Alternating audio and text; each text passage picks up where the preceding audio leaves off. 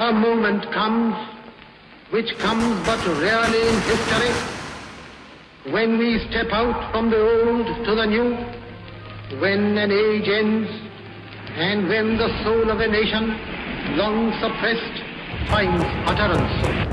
It is fitting that at this solemn moment we take the pledge of dedication to the service of India and her people, and to the still larger cause of humanity.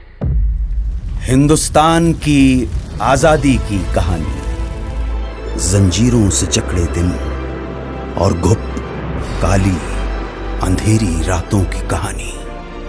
कहानी उनकी जिनके अनगिनत पीठ और कंधों पर चढ़कर आजादी का सूरज हिंदुस्तान के आसमान में उदित हुआ।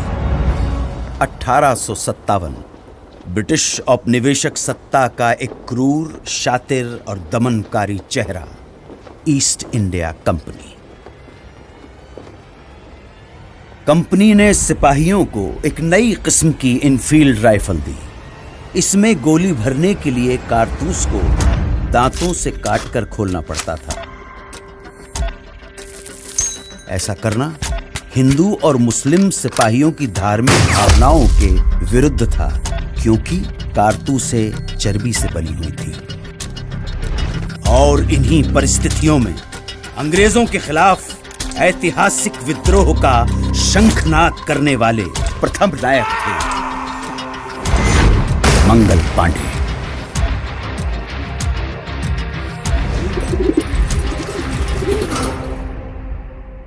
मंगल पांडे की शहादत बारूद के ढेर में पहली चिंगारी थी, और ये चिंगारी ऐसी भड़की कि देखते ही देखते बगावत की आग में पूरा देश दहकने लगा। वक्त आने पर बता देंगे तुझे आसमां, हम अभी से क्या बताएं क्या हमारे दिल में है।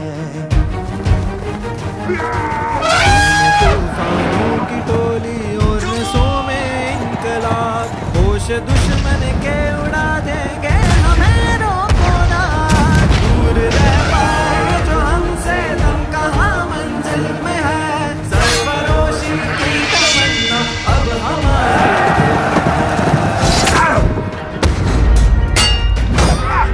हम तो घर से ही थे निकले बांध कर सर पे कफन, जहाँ हथेली पर लिए लो बढ़ चले हैं एक दिन।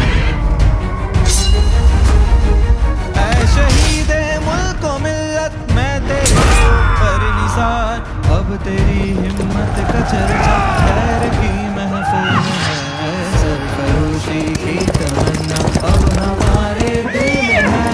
देखना है और कितना बाजुए कातिल में है, हाथ जिनमें हो जुनू कटते नहीं तलवार से, सर जो उठ जाते हैं वो झुकते नहीं ललकार से।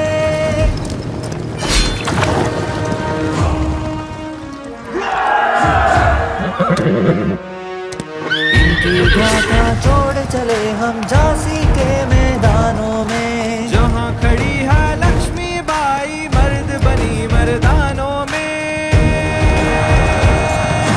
उसने ले हर बोलो के मुँह हमने सुनी कहानी थी, खूब लड़ी मर्दानी वो तो झांसी वाली रानी थी। अंग्रेजों ने इस विद्रोह को निर्ममता से कुचल दिया। ब्रिटिश फौज द्वारा दिल्ली पर कब्जे के बाद आखिरी मुगल बादशाह बहादुर शाह जफर गिरफ्तार कर लिए गए। लाखों हिंदुस्तानियों को बर्बर तरीके से मौत के घाट उतार दिया गया। इसी के साथ स्वतंत्रता संग्राम के इतिहास में एक युग का अंत हो गया। वो खून कहो किस मतलब का जिसमें उबाल का नाम नहीं, वो खून कहो किस मतलब का आ सके देश के काम नहीं। लिए हथियार दुश्मन ताकने में भाव कर, और हम तैयार है सीना लिए अपना इधर।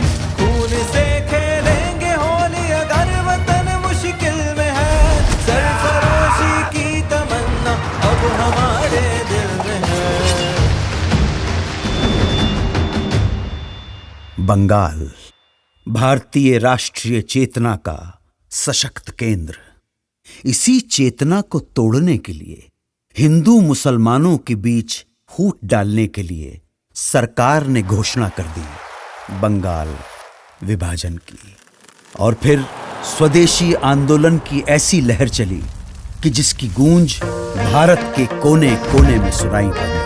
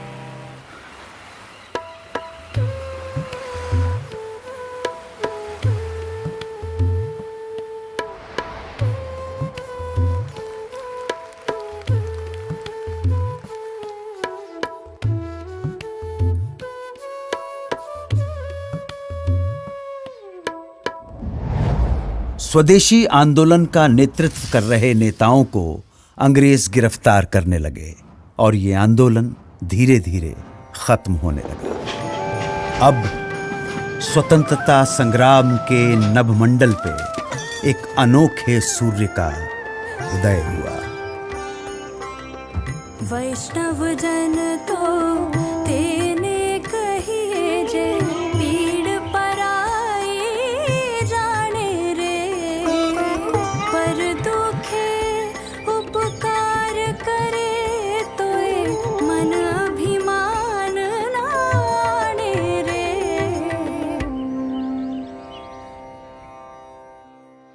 1919 की बैसाखी।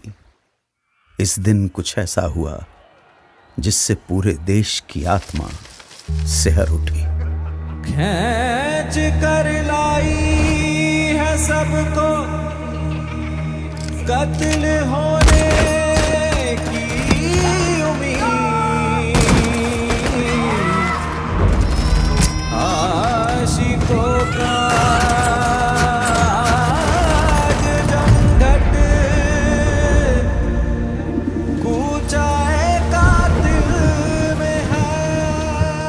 स्वतंत्रता संघर्ष को अब अगले मुकाम तक ले जाने के लिए महात्मा गांधी ने अहिंसक असहयोग आंदोलन की घोषणा की। इसका उद्देश्य स्वशासन की स्थापना और स्वराज्य की प्राप्ति थी। जनता ने इस घोषणा को हाथों हाथ लिया। लोगों ने सरकारी नौकरियों का, अंग्रेजी स्कूल कॉलेजों का, विदेशी कपड़ों और सामानों का बहिष्कार करना शुरू कर दिया और जनता स्वदेशी वस्तुओं का इस्तेमाल करने लगी। आंदोलन अपने उफान पर था। तभी गोरखपुर के चौरी चौरा में एक जुलूस के दौरान प्रदर्शनकारियों और पुलिस के बीच हिंसक मुठभेड़ हुई। इसमें 3 प्रदर्शनकारियों और 22 पुलिसकर्मियों की जानें चली गईं। हिंसा से आहत होकर गांधी जी ने असहयोग आंदोलन वापस ले लिया। इस फैसले से देश के एक बड़े हिस्से में मायूसी छा गई। उन्हीं दिनों गरम दल क्रांतिकारियों के इरादे कुछ और ही इशारा कर रहे थे।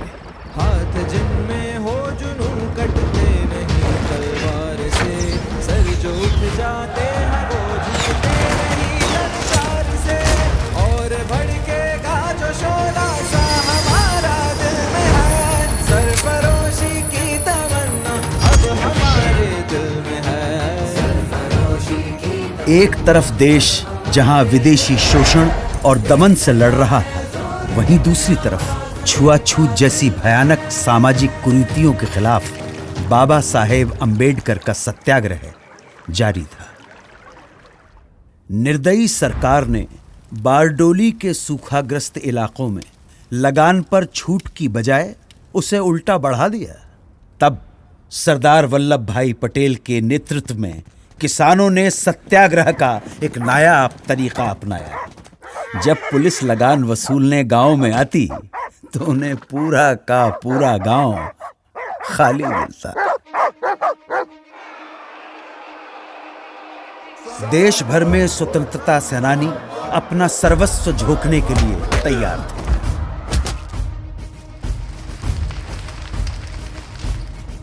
आजादी की लड़ाई अपने चरम की ओर बढ़ रही थी।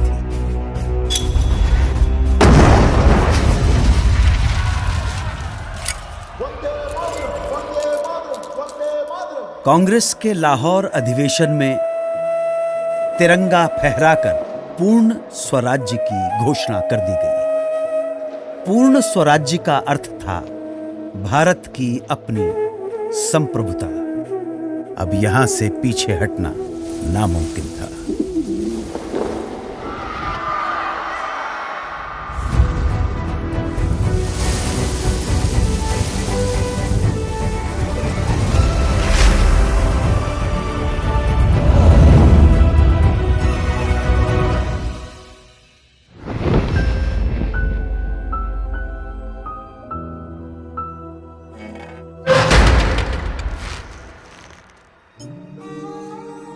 चौबीस दिन 240 मील की यात्रा, एक वृद्ध फकीर का हाथ में लाठी लिए दुनिया के सबसे शक्तिशाली साम्राज्य को चुनौती देने के लिए निकल पड़ना। इस अद्भुत दृश्य में कुछ ऐसा जादू था कि देश भर में लोगों का मन आंदोलित हो उठा। बेरहम ब्रिटिश सरकार नमक जैसी बुनियादी चीज के उत्पादन और व्यापार पर रोक लगा चुकी थी और ब्रिटेन से आने वाला नमक भी भारी टैक्स लगाकर बेचा जाता था।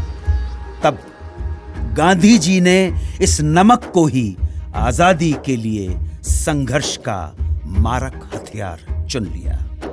दांडी तट पर गांधी जी ने मुट्ठी भर नमक उठाकर ऐलान किया कि इस कदम से ब्रिटिश साम्राज्य की नींव हिलाई जा रही है। उन्होंने नमक बनाकर कानून तोड़ दिया और इसके साथ ही देश भर में सत्याग्रह की पुरजोर लहर चल पड़ी। देखते ही देखते मद्रास, कालीकट, असम, बंगाल, आंध्र प्रदेश और देश के दूसरे इलाकों में भी नमक यात्राएं शुरू हो गई। खुदाई खिदमतगार अब्दुल गफ्फार खान के नेतृत्व में 50,000 अमन सुकून के साथ सत्याग्रहियों का समूह। किस्सा ख्वानी बाजार में पुलिस ने इस समूह पर खुलेआम गोली चला दी।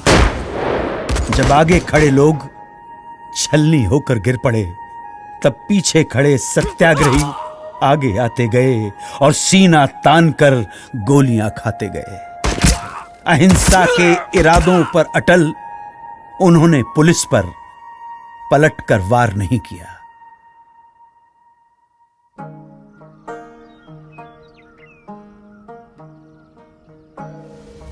मन समर्पित, तन समर्पित और ये जीवन समर्पित, चाहता हूं देश की धरती तुझे कुछ और भी दूं।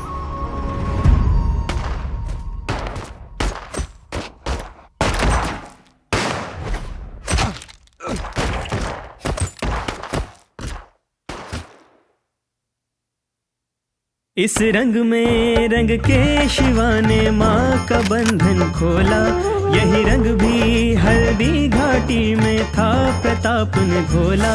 नव बसंत में भारत के हित में वीरों का यह टोला, दूर फिरंगी को करने को लहू में अपने घोला। ओ मेरा रंग दे बसंती चोला, माए रंग दे, ओ मेरा रंग दे बसंती चोला, माए रंग दे। इंकलाब जिंदाबाद, इंकलाब जिंदाबाद, इंकलाब जिंदाबाद, इंकलाब जिंदाबाद, इंकलाब जिंदाबाद,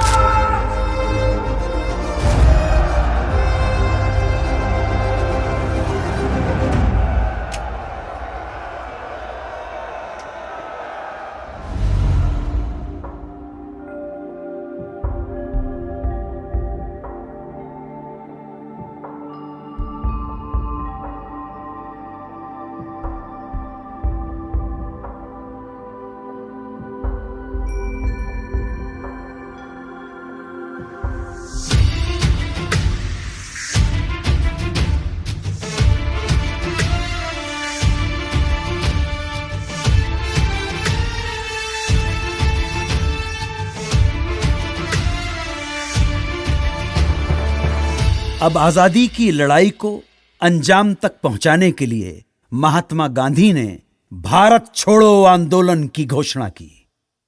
उन्होंने देश की जनता को एक महामंत्र दिया, करो या मरो, या तो हम भारत को आजाद कराएंगे या इस कोशिश में अपनी जान दे देंगे। इस आह्वान के कुछ घंटों बाद ही सरकार ने गांधी जी को, नेहरू जी को, अबुल कलाम आजाद सहित प्रमुख कांग्रेसी नेताओं को गिरफ्तार कर लिया और तब दूसरी पंक्ति के स्थानीय नेताओं ने आंदोलन की कमान संभाल ली।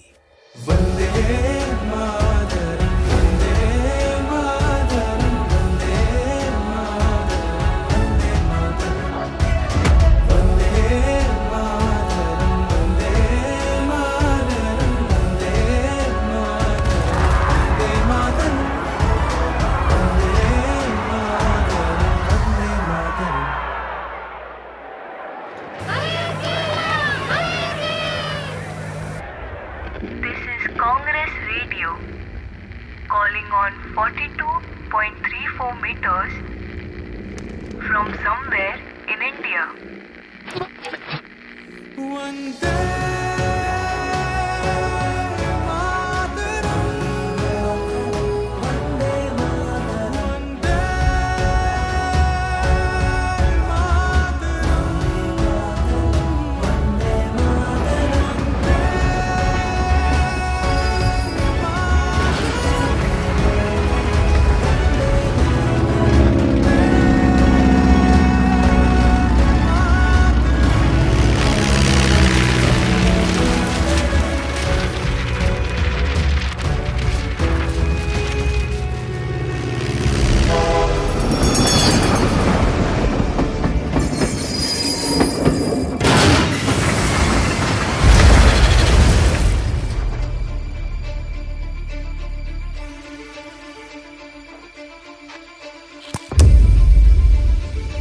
भारत छोड़ो आंदोलन एक निर्णायक बिंदु था।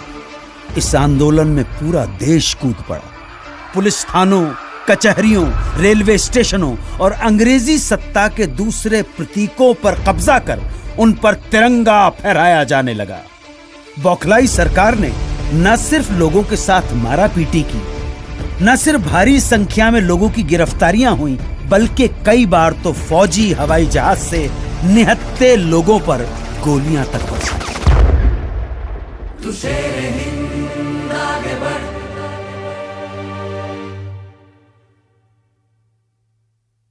मरने से तू कभी न डर।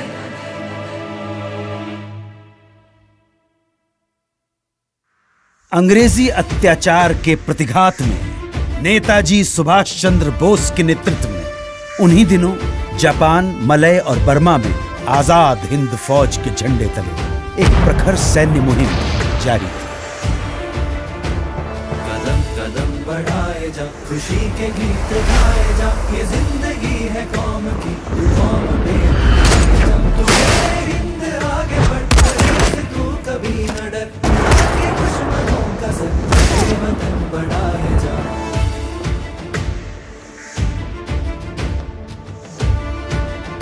द्वितीय विश्व युद्ध में जापान की हार के बाद आजाद हिंद फौज का विघटन हो गया और इसके साथ ही ये सपना यहीं अधूरा रह गया।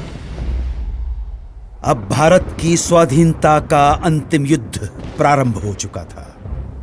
आजादी के दीवाने अपने अथक सामूहिक संघर्ष और कुर्बानी की धधकती लौ में सदियों की गुलामी और शोषण की जंजीरें पिघलाने की कगार पर थे। ये क्षण आसमान के सीने पर तिरंगा फहरा देने का क्षण था।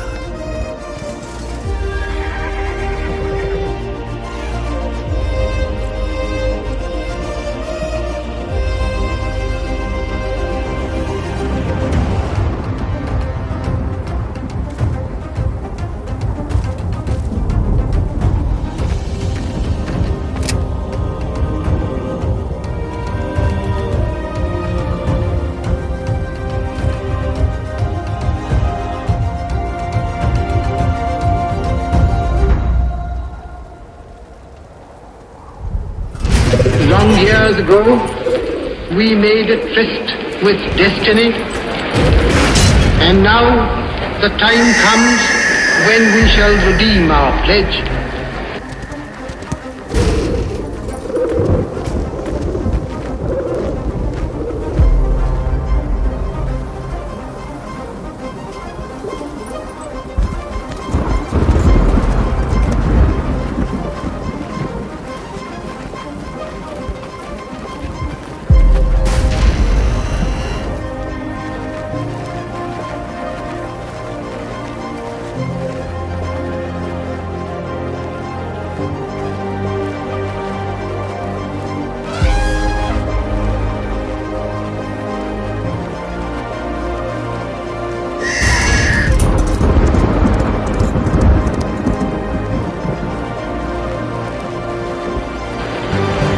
The stroke of the midnight hour, when the world sleeps, India will awake to life and freedom.